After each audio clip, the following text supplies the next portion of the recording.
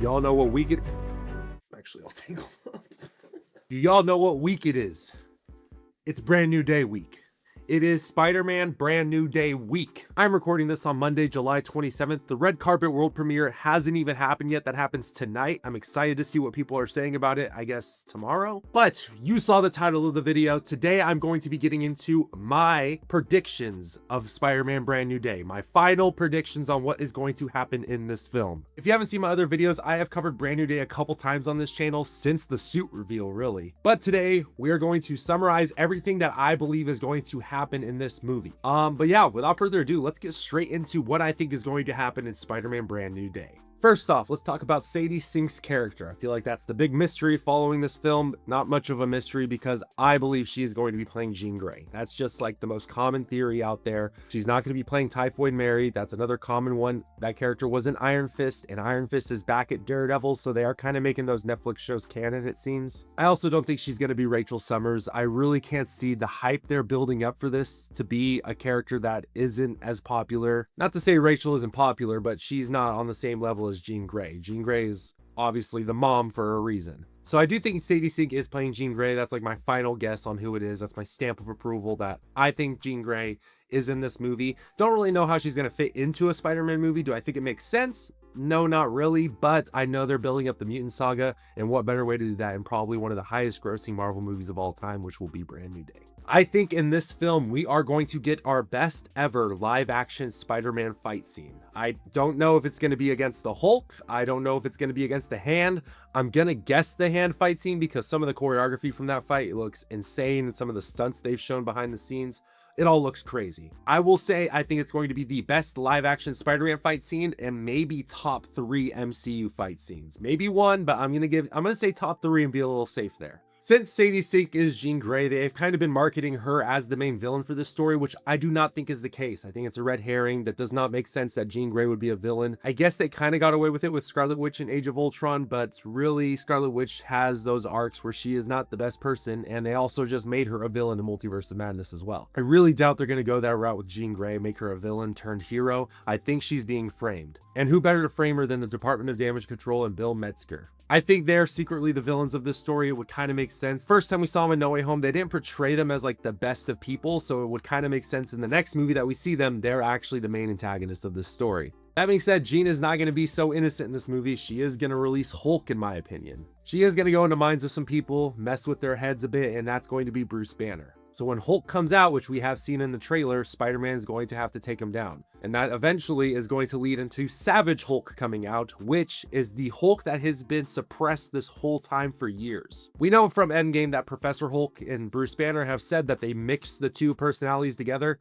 I don't think that's the case. They specifically cut a scene in Infinity War where they talk to each other and are like, hey, let's mesh together, become one, and they do so. They cut that scene completely from Infinity War. And you might be asking, why would they do that? Because the Hulk that we're seeing is literally just Bruce Banner in Hulk's body. Hulk's mind has been suppressed. Jean is going to get into that head and access the real Hulk and bring him out. And when that Hulk comes out, he ain't gonna be happy. I'll just say that. I also think Hulk is the one person to remember who Peter Parker is. Most people are saying, well, it's Jean. Well, here's the thing. Kevin Feige has recently confirmed when they were working on the script, they didn't know which character they wanted to go to fill in Jean's role, but they figured out that they wanted Sadie Sink, so it made sense that it was going to be Jean Grey. They haven't said Jean Grey, but they've said that the character they picked was based on Sadie Sink. That tells me they haven't had this planned for the longest time. But after No Way Home, they already confirmed that somebody remembered Peter Parker, somebody in the MCU. If Jean was a recent development, then why would they announce something like that during No Way Home? It doesn't make sense to me. That was 4 years ago. Somebody that was in the MCU already was the Incredible Hulk, and we have already seen it in a comic panel where Hulk remembers who Peter Parker, or I guess who Spider-Man is. So if they're going to recreate this panel, it would kind of make sense. And I think it would also fit for Hulk's character. I think a Hulk and Spider-Man like bond would be super cool to see going forward in the MCU. But yeah, Hulk in this movie, he's going to deal with some stuff. He's going to be back to Savage Hulk, and hopefully going forward, that's the case as well. I think the theme of this movie is going to be mainly like isolation and just the feeling of being alone. I think all of the main characters that we're going to have in this movie are dealing with this issue. Obviously, Spidey is distanced himself from MJ and Ned and anyone close to him and has kind of separated himself from Peter Parker and Spider-Man. He's just focusing on Spider-Man now. We also have Jean Grey, who's forced into isolation, and the Department of Damage Control arrests her and locks her in a cell. Obviously, she's not very happy about this, and she's going to deal with it differently than Peter deals with it. She's going to deal with it with anger, wanting revenge. We also have Hulk, who we've already discussed, has been suppressed this whole time and alone and isolated, and now he's finally out and is going immediately into the anger route. Obviously makes sense for Hulk, though. And we also have Punisher, who we know is like the Marvel definition of isolation. He lost his family. He doesn't want to build any relationships and get close with anybody because of this. I think by the end of this film, he is going to have a bit of a character arc and maybe actually build a relationship for basically the first time in the MCU. I think him and Peter are going to have this older brother, younger brother relationship, which has kind of been teased by John Bernthal and Tom Holland. I think that's going to be literally Punisher's character arc in this story. And speaking of all those characters, who are we going to see in this movie? And I'm talking cameos. Obviously, No Way Home was the cameo Spider-Man movie. That was insane what we saw in that film. We already know that Hulk, Punisher, and Yelena are confirmed for this film. Don't know what Yelena's doing. There's some weird leaks regarding what she's doing in this film. Don't know how true they are. I can't see them doing that in a PG-13 Spider-Man movie, especially when Spider-Man's appeal is to a younger audience. And the main cameo that everyone really wants to see is Daredevil, seeing Team Red finally team up on screen. And do I think this is happening? I'm gonna have to say no. I think the prison scene where people are saying, oh, Daredevil's gonna get involved with the hand, I think that's simply just Jean taking control of the hand to fight Spider-Man and Spider-Man going crazy. I think that's literally in the Department of Damage Control building, maybe the same spot that Hulk's fighting in. I think that's just their prison. I don't see Daredevil showing up in this film, unfortunately. I hope I'm wrong about that.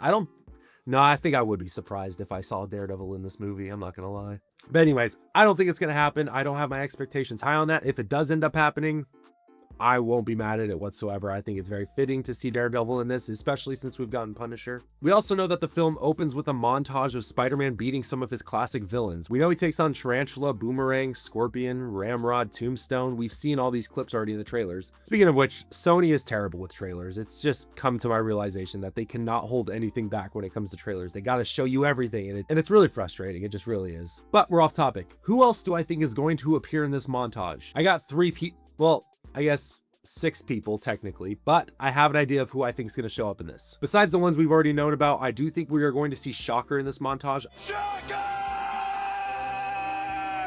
I guess it kind of makes sense because in the trailer, we see Spider-Man fighting Hulk with a Shocker gauntlet. So I think they would establish that earlier in the film, maybe in this montage while we see Shocker. Another one that I want to see is Rhino. I think it's very fitting that we only see Rhino in like cameo roles because we did that in The Amazing Spider-Man 2. But I really want to see him in his actual skin costume, not the mechanical Rhino, like a skin actual costume for Rhino, a big dude. That would be absolutely sick. And the last few people I think we are going to see the Enforcers. The Enforcers will never get like a big Spider-Man full film to flesh out their characters. It would make more sense for them to appear in a montage like this and have them beaten, especially because they're, to my knowledge, a very early on Spider-Man villain. I think they're like in the first 10 issues or something like that. So besides the obvious ones, I want to add Shocker, Rhino, and the Enforcers to that list of cameos we are going to see in the montage. And adding to cameos, I do think we will see J. Jonah Jameson in this film, not as a big role or like a job for Peter. I think he's going to be in that wedding scene because I think that wedding scene that we've seen in the trailer is John Jameson's wedding. Spider-Man comes in crashing into the cake and it immediately cuts to Jameson screaming at him that he's a menace. I think that's exactly what's going to happen. So where do I think this movie is going to end? I think Jean by the end will realize that she has let revenge take control of her and will restore Ned and MJ's memories from before No Way Home. I think MJ is going to accept it and be a part of Peter's life again,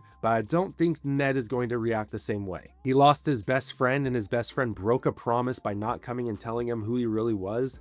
I don't think Ned's gonna let that slide. So I think by the end of this, Ned isn't gonna forgive Peter, and I think we're gonna kind of build up maybe a hobgoblin possibility for a future film. I think this film's gonna end in some way, shape, or form with a symbiote related thing. We already had it come into the universe in No Way Home. It's there, and we know that he should wear it. At least he should for Secret Wars. So I think sometime by the end of this film, we are going to get somewhat of a symbiote tease. If that's him getting it on his suit, if that's just it being in some sort of scene, symbiote has to be related in this film some way, shape, or form. I just think it's going to happen towards the end of this movie. I think we are also going to get a Jackal tease in this film. If you watched one of my previous videos where I covered who I think the villains are going to be in this New Day Spider-Man trilogy, I talked about how I think Jackal is going to be the overarching villain for this third Spider-Man movie. I would love to see the Spider Clone saga done. I still think by a third movie, it would be Spider Slayers and Spider Clones, and that would be just a crazy movie to do. But I think that starts with the tease with Jackal in this movie. If that's Keith David, that's what it is. Most insiders are saying that he is playing Miles Warren, so I guess that would make sense. But that's where I think we're going to get with the end of this film. So where does that put that in my Spider-Man opinion? I think by the end of this film, we are going to solidify Tom Holland as the best Spider-Man actor. Andrew and Toby have had their times to shine. Andrew was always my favorite, still is